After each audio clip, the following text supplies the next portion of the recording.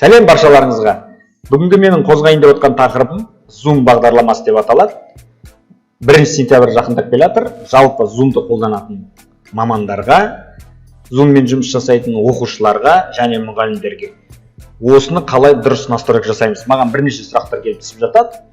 Сол себептен осы туралы толыққанды бүгін түсіндірейін деп шештім. Бастамас бұрын сабағымызды, видео түсірілімімізді менің алғаш көріп отқан көрермендеріме астында тұрған подписаться кнопкасын басып, Қазақ IT маман каналын қолдап кетулеріңізді сұраймын. Егер қолдасаңыздар, мың алғыс. Ендеше кеттік. Жалпы Zoom бағдарламасы не үшін керек? Zoom бағдарламасы әрине бір тақырыпқа оқушылармен онлайн форматта сабақ өткізу үшін керекті маңызды программаның бірі. Енді сол туралы айтып кетейін. Ең бірінші Zoom-ды сіздер кіресіздер. Zoom скачать бесплатно на компьютер деп жазасыздар. Енді на русском өзіңізге енді қалай? Мен обычно осылай жазам. Сіздер өзіңізге қарап осылай поискке жазасыздар. Егер сіз ұялы телефонмен отыратын болсаңыз, міндетті түрде App Store ма, немесе Play Market па, сол жақтан просто Zoom деп көшіріп аласыздар. Ал компьютер жағынан қолданатындар осындай жазасыздар. Мен мындай сайт бар, zoom.ru деген кіресіздер. Соның ас жағына түссеңіздер, мына жерде барлығы бар. Android бойынша iPhone, телефонға, ноутбукқа, планшетке, компьютерге, даже Windows-тарға да бар. Егер сіздің компьютеріңіз Windows 10 болатын болса, ондауыңыз жалпы компьютерге болса, компьютер 8 болса 8, 7 болса 7. Windows бойынша алсаңыздар өте тамаша, ыңғайлы. Сондықтан менде Windows 10, соны басамын. Сіз өзіңізге керек құрылғыға ыңғайлап таңдап аласыздар. Соңында скачать приложение деген бар. Осыны басасыздар. Мынандай болып шығады. Соны көшіріп аласыздар. Мен енді көшіріп алдым. Соны мына жақта загрузкадан ашып, орнатып аласыздар компьютерге. Енді қараңыздар. Түсінікті деп ойлаймын, барлықтарыңыз орнатып алады деп ойлаймын. Zoom рабочий столға барлығы по умолчанию орнатылғаннан кейін осындай значок шығады. Соның ішіне кіресіздер. Мен мына жерден шығып кетейін. Сіздерге жалпы көрсетемін. Ең бірінші кірген кезде сіздерде ұялы телефонда немесе компьютеріңізде осылай шығады. Соның ішіне кіргеннен кейін мынандай астында әлеуметтік желілердің, сізде қандай әлеуметтік желілер қолданасыз, солардың түрлері, осындай түрлер шығады. Енді барлығыңызда ұялы телефонмен жасайтын Google бар деп ойлаймын, немесе Facebookпен жұмыс жасаңыз, ВКонтакте деген сияқты осы жерден шығып тұрады, с помощью деп өзі тұрса, соны қолданасыз. Facebook арқылы кіресіз, ВКонтакте арқылы. Немесе ең стандартный, ең керекті осы Google арқылы кіресіздер. Google барлығында бар деп ойлаймын. Кез келген ұялы телефон Google-сыз жұмыс істей алмайды. Сондықтан сізде міндетті түрде бір пользователь почтаңыз бар деп ойлаймын. Компьютерде жоқ болатын болса, міндетті түрде Google-ды орнатып алыңыз, Google почтаны ашып алыңыз, сол бойынша басасыз. Енді басқаннан кейін сізде қандай компьютеріңізде сақталып тұрған болсын, осылай сізден шығатын болады. Немесе сменить деп өзіңіз жаңадан құрып, сол соңғы кірген логин пароліңізбен кірсеңіз болады. Мен енді спорт туралымен кірейін, немесе IT маманмен кірейін. Открыть ссылку дейсіз. Открыть ссылку деген басасыз. Көрдіңіздер, кіріп кеттім. Мына жерде менің данныйларым тұр, менің почтамен, менің өзімнің қолданушымен кірдім. Міндетті түрде осымен кіресіздер. Енді мынандай жағдай қолданушы жағынан айтып кетейін қысқаша.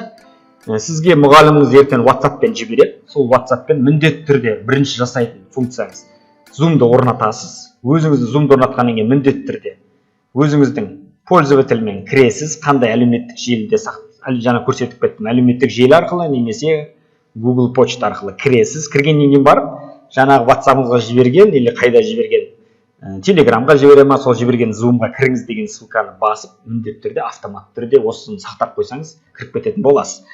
Енді мұғалімдер жағынан қарайық. Ең бірінші кіргеннен кейін сізде запланировать бір тақырыпты сіз белгіленген уақытқа қоюыңыз керек. Енді осы жерде запланировать дегенді басасыздар, мына жерге тақырыбыңызды жазасыздар. Мысалға мен бір тақырып жазайын. Бүгін сағат 9-дан 50 кетті, қазір 9-дан 50 кетті, дата 23 тамыз. 23 тамыз. Так, мен Zoom жабылып қалды. Осы жерге компьютерлік желілер деген тақырыпты өткізгім келіп тұр. Бір 30 шақты адамға. оқушыға. Соның ішінде уақытты таңдаймын. 10:00 дегенде немесе давайте. Жарайды 10:00-ге қояйын. И мына жерде мынандай сіз егер бесплатный вариантын қолдансаңыз 45 минутқа дейін ғана қолдана аласыз. Ал платный вариантын қолданатын болсаңыз сізде ограничение жоқ. Қанша сағат өткізесіз? Сол уақытты мына жерде продолжение қанша сағат өткізесіз? Соны таңдайсыз. И мына жерде қанша минут қоясыз? Соның барлығын қоюға болады. Егер сіз 2 сағат өткізетін болсаңыз, ровно 2 сағат и уақытыңызды қойып қоясыз. Енді платный версия қазіргі барлық мұғалімдерге мемлекеттік бағдарлама бойынша барлығында доступ бар деп ойлаймын. Ал жалпы қолданушы болатын болсаңыз, онлайн сабақтар жүргізетін болсаңыз, міндетті түрде сатып алсаңыз, сізде ешқандай проблема болмайды. Болмаса, индивидуальный жүргізетін болсаңыз, өз басымен индивидуальный сабақтар жүргізген кезде осы 45 минутты қолданам, маған былай жетеді. Бұл жерде мынандай бір хитрость бар. 45 минутты жарты сағатты қолдансаңыз, егер бесплатный вариантын қолданатын болсаңыз, сіз 30 минуттан кейін қиылып кететін болады. Содан кейін сол жаңағы жіберген WhatsApp арқылы қайтадан барлығы кіретін болса, сіз қайтадан начать деп, мына жерде қазір көрсетем, конференция начать деп қайтадан кіріп алатын болсаңыз, сізге қайтадан барлығы автомат түрде қосылатын болады. Енді ол қиылып кетіп, ұзақ сіздің конференцияңыз ұзақ темада жарты сағатқа дейін болатын болса, тегін версиясын қолдансаңыз, егер 1 сағаттан ұзақ болатын болса, онда әрине сатып алған дұрыс. Енді екінші қолданатын нәрсе, тақырып жазып, датаны таңдайсыздар, уақытын қоясыздар. Мен мына жерде бесплатный версиясы болғаннан кейін 30 минутты таңдаймын. Надо часовой пояс. Міндетті түрде өзіңіздің қалаңызды таңдаңыз. Егер сіз Америкадан Қазақстанға өткізетін болсаңыз, Қазақстанның уақытына ыңғайлауыңыз керексіз. Американың уақытына емес. Или сіз Ақтөбеде отырып Астанаға істейтін болсаңыз, сабақ өткізетін болсаңыз, сіз Астананың сол қолданушылардың уақытына ыңғайлайтын боласыз. Соны ұмытпаңыздар. Одан кейін мына жерде өте маңызды, мына жерде көрдіңіздер, создать автоматически тұрса, пароль, код доступа, міне осындай әртүрлі өзгеріп отырады. Ол өте ыңғайсыз. Адамдарға көрсетіп, мынандай кодты жаттау мүмкін емес. Сондықтан идентификатор персональный конференция дегенді басасыздар. Мына жерге өзіңіз код қоясыз. Мысалға мен 2021-де қойып қойдым, өйткені өте ыңғайлы. Қазір биылғы жыл 2021 болғаннан кейін ұмытпайтын. Өте ыңғайлы. Немесе өзіңіздің сложный пароліңізді қойып қойсаңыз, ешкім бұза алмайтындай конфиденциальный болатын болса, қиындау бір мекемеңіздің аты бойынша ма бір парольді қойып қоюды ұмытпаңыздар. Бұл неге керек? Каждый раз сіз конференция создавать еткен кезде, әртүрлі тақырыптарға сіз осы жерде міндетті түрде осыны келесіңіз болды, ол барлығында осы пароль сақталып қалатын болады. Одан кейін организатор, видеоизображение барлығында выключить, участники выключить деп қойған дұрыс. Неге? Себебі сіз сабақты бастаған кезде сізде бірден камера шығып кете. Егер сіз әрине дайын болсаңыз жақсы, кейде бір болады жағдайлар, сіз әлі фоныңызды дұрыстаған жоқсыз, шашыңызды дұрыстаған жоқсыз деген сияқты. Сол себептен әзірге кіріп сөйлесе беруге болады. Мен даусым естіліп тұр ма деген сияқты видеоны қазір кіргеннен кейін екеуінде аудионы, видеоны қажеттен қосу керек көрсетем. Сондықтан автоматически қосылған кезде выключить деп өшіріп тастаған дұрыс екеуінде. Қолданушылардың да мысалға сіз оларға видеосын сразу қосып қойсаңыз, қолданушылардың оларда мысалға дайын болмауы мүмкін, бір нәрсе болып қалуы мүмкін фоннан. Сол себептен оларға да мүмкіндік беріп выключитті қойып қойған дұрыс. Кейін олар сіз айтқаннан кейін дайын болған кезде өздері қосып алатын болады. Одан кейін сіздерде по умолчанию Outlook тұрады. Міндетті түрде Google календарды қойыңыздар. Өйткені Outlook'ты қойсаңыз, мен басынан өткен, қазір сіз осы кезде Outlook'ты қойып сохранитті басқан кезде, сізде ойланады, Outlook пока ашылады, сіздің компьютеріңіз тормозной болатын болса, оны күтесіз. Ал сабақ сізде бір 2-3 минуттан кейін сабақ басталу керек. Сол кезде өте үлкен проблема болады. Сондықтан Google календарды қойсаңыз ешқандай проблема болмайды. Бірден қазір сохранитесті, бірден сабақты бастап кетуге болады 2 минуттан кейін. Міне, осы үшін Google календар қазіргі шынайы уақытпен Google календардың уақытындағы датамен сағат өте тамаша жұмыс істейді. Расширенный параметрі мына жерде керек нәрселерді өзіңіз қойып алсаңыздар болады. Мен оны қолданбаймын бұларды. Сосын сохранить, қараңыздар, компьютерлік желілер сохранить деймін. Сохранить. Кіремін. Енді сохранить етіп болғаннан кейін Zoom-ға ораласыздар, конференция деген жерге барасыздар. Так, мен мынаны алдында создавать етіп қойған болуым керек. Мына жерде міне компьютерлік желілер деген тұр, міне қараңыздар. Сіз мұғалім жағынан осыны келесіз да, начать дегенді басып жібересіз, бітті міне. Начать басып жіберем. Сабақ өзінен өзі басталып кететін болады. Міне сабақты бастадым. Енді қараңыздар. Участниктер қазір сіз ссылканы жіберіп қойдыңыз. Жоқ, мен көрсетіп бердім, қазір көрсетіп жіберейін, 1 минут. так пока жаба тұрайын. Мына жерде кіргеннен кейін, сіз кіргеннен кейін, осы создавать етіп болғаннан кейін, құрып болғаннан кейін, копировать приглашение дегенді басасыз. Копировать приглашение дегенді басасыз да, соны WhatsApp-қа барып, ссылкасын жібересіз. Мен мысалға Word-та ашып көрсетейін мына жерде. Жаңағы қараңыздар, мен мынаны копировать етіп алдым. Осы жерге вставить дейді. Міне көрдіңіздер. Дата бойынша компьютерлік желі, мынандай уақытта осындай, оларда мынау активный болып тұрады ссылка. Қай жаңа әлеуметтік желіден жібересіз, WhatsApp-та жіберсеңіз, осыны басады да, олар автоматты түрде кіріп кететін болады. Паролі бәрі жазылып тұр, код доступа көрдіңіздер. Оларға осылай ссылка барады. Соны барып болғаннан кейін, жаңағы барып болғаннан кейін барлығына сабақ басталатын уақыт келген кезде өзіңіз қай уақытта кіресіз? Ерте кіресіз ба? Начинайся через 5 минут дейді, запланированный уақыт бойынша мен ерте кіре беремін. Қазір ашылады. Міне, ең бірінші кірген кезде осындай екі сізде шығады, немесе автоматты бүйтіп басып қойсаңыз, галочка екінші рет сізден мұнда окошко шықпайтын болады, бірақ міндетті түрде сізде шығып жатса, войти с использованием звука компьютера дегенді басыңыз. Қараңыздар. Енді мынандай жағдай болады. Көп кездесетін проблемалар. Сізде мына екеуі де мынандай сызықша бойынша өшіп тұрады. Сізге мұғалім қолданушы жағынан айтады. Или сізге айтады оқушыларыңыз. Ағай, дауысыңыз естілмей жатыр. Или видеоңыз көрінбей тұр, видеоңыз деп. Сонда бірінші видеоны басасыздар, міне видео шықты. Одан кейін включить звук дегенді басасыздар. Звук міндетті түрде. Енді қараңыздар, мен микрофоным шынымен қосылып тұрғанын тексеру үшін, мен қазір сөйлеген кезде мына жерде көріп тұрсыздар, динамика жүріп жатыр. Бір десем, қаттырақ сөйлесем, қаттырақ шығады. Міне. Осы жерде сіз сөйлесеңіз де шықпай қалатын кездер болады. Оны не істейсіздер ондай кезде? Мына жерге кірген кезде қарайсыздар, микрофоныңызда қандай галочка тұр. Мына жерде сіздерде 5-6 микрофонның форматы тұруы мүмкін. Мысалы, бұрын қалып қойған микрофон, наушникпен кіріп жатсыз ба деген сияқты. Сол өзіңізде микрофонның моделін білетін боласыздар, сол микрофонды таңдайсыздар. Ал динамика жағынан қандай динамика, қандай колонка тұр? Бұрын қандай динамика қолданасыздар? Соны таңдайсыздар міндетті түрде. Өйткені мына жерде маған қойып кететін болса, мені естімейді. Ар жақтағы оқушылар мені естімейді. Сондықтан өзіңіздің динамикаңызды міндетті түрде қосып аласыздар. Сосын микрофонды да қосып аласыздар. Динамиканы есту үшін сіз мысалға сіз жақтан осыны міндетті түрде екеуін тексеріп алған дұрыс. Осыны ұмытпаңыздар.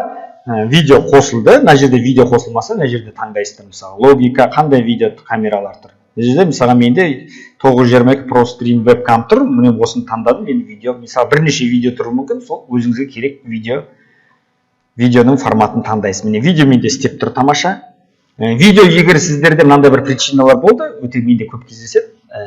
Видео мысалға сіз қазір басқа жерде қолданып тұрсаңыз, мысалға мен сияқты запись жазып жатсаңыз, видеомен сіз мына жерде зумда қолдана алмайсыз. Мен сондықтан өшіріп тастадым, специально сіздерге түсінікті болу үшін деп.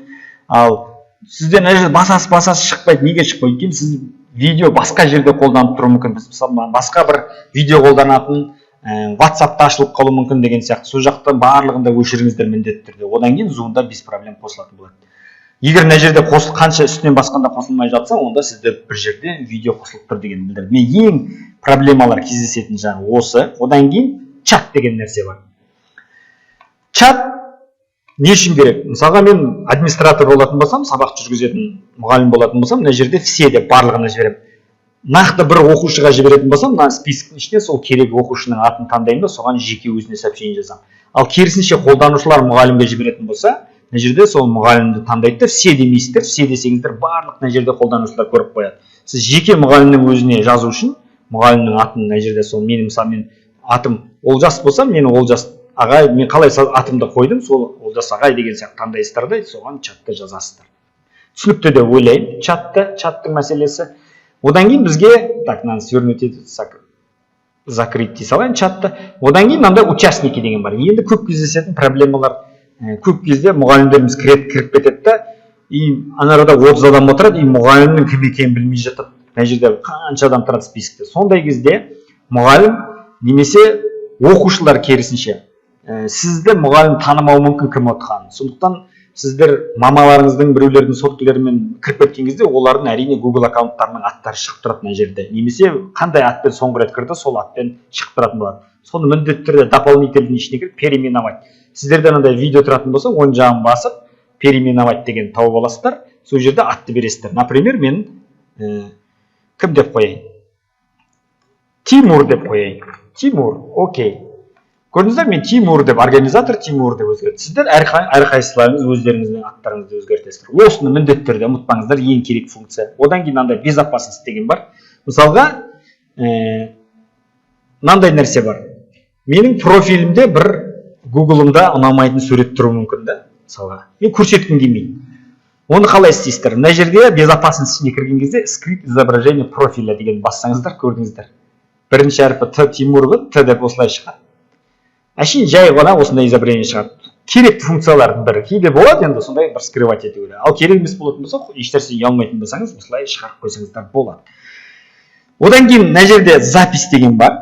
Запись деген, мысалға сіз бір жермен видео түсіріп жатсыз да, мысалы бір платный видео оқып жатсыз 10 000 теңгеге или 5 000 теңгеге, сіз мына жерден зуммен керекті информация оқып жатсыз, сол жерде записьті басып қоясыз. Recording in progress. Так, көрдіңіздер, мына жерде запись жүріп жатыр. Ең соңында біткеннен кейін мына жерде остановить запись дей саласыздар. Болды. Сол сабақ мен стопты бастым. Қазір сабақ толық зум біткеннен кейін, зумды жапқаннан кейін менен қай жерге сақтайын деп сұрайды. Сол запись өте маңызды. Егер керек болатын болса, осындай сабақтардың көшірмесін алып алуларыңызға мүмкіндік бар.